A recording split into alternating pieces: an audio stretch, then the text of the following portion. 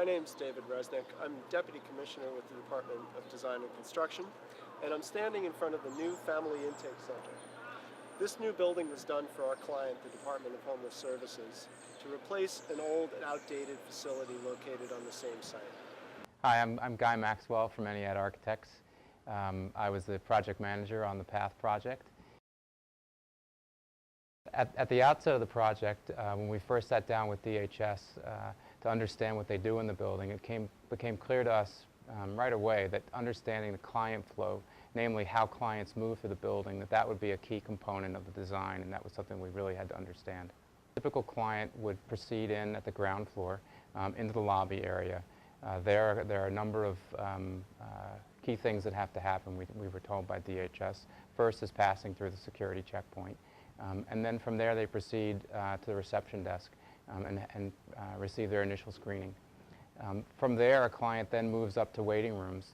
Where as they are interviewed and wait for assignment to the various service facilities, they can have food. There's a food service window here.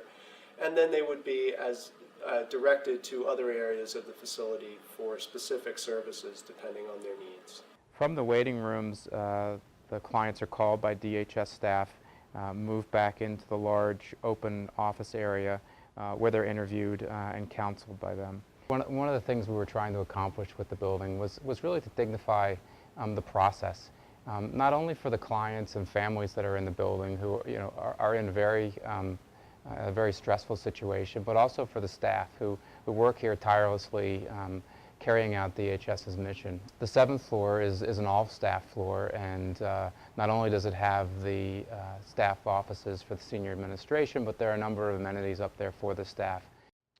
Down at the basement, for those clients that are deemed eligible, there's a waiting room into which they proceed and wait for transportation by DHS to shelter elsewhere in the city. The aesthetic or the look of the building is a byproduct. It is a result of the architects responding to a certain specific set of conditions. One of the challenges that we had with the facade design was really to take what is essentially a fairly straightforward office building and give it visual interest. If you look around, you see brick residential towers, you see some more industrial buildings, bridge. If you look at those materials and you look at the sense of scale that they portray, and then you come and you look at the Family Intake Center, the facades very much reflect its surroundings. One of the best features of the exterior of the building is the prow, which is basically formed by the acute angle at 47 degrees between 151st Street and Walton Avenue, which became a feature aspect of the massing and the facade design. On the interiors, we wanted to use color in not only a bold and graphic way to make it an interesting interior element, but it also reinforces something we were trying to achieve with the wayfinding in the building. Given that clients are unfamiliar with the building, every floor has its own color palette. Among the various sustainable design features, I think worth mentioning is the water conservation and also energy conservation. We of course have low flow fixtures in all the bathrooms, which reduces the amount of water that's going to be used in the building. We used more insulation in the roof and exterior wall. The glazing that we have in the building is high performance glass, so it has a higher thermal rating. It's insulated glass. There are a number of things with the mechanical system. So we use high efficiency motors on all the equipment. We have a condensing boiler, which basically is a very efficient boiler, more so than a typical boiler. But one fairly uncommon thing that we have is actually an 8,000-gallon rainwater cistern in the basement of the building that collects rainwater from the roof. The rainwater is gathered in the roof drains and piped to the tank. Then it's filtered, disinfected, and it's used as the makeup water for the air conditioning system. Another one of our strategies for energy conservation was our use of daylighting. We wanted to harvest as much daylight as possible. By using a Solera glass, we're able to diffuse that light and bounce it further in.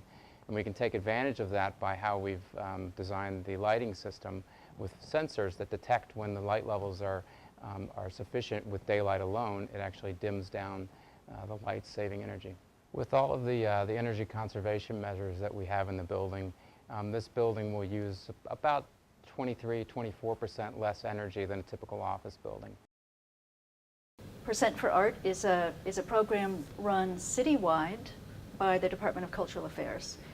The Percent for Art program was put in place in New York City by Mayor Ed Koch, and he made a rule in the city charter that said that 1% of a capital project's budget has to be set aside to commission artwork for new buildings. In many Percent for Art commissions, we are doing an artwork that is for an already culturally attuned audience. In this case, the audience in this building will always have children in it, and they may be anxious and distressed, and they may be here for a long time. We worked with artist Lane Twitchell to commission this work and an entire series of artworks throughout the Path Center.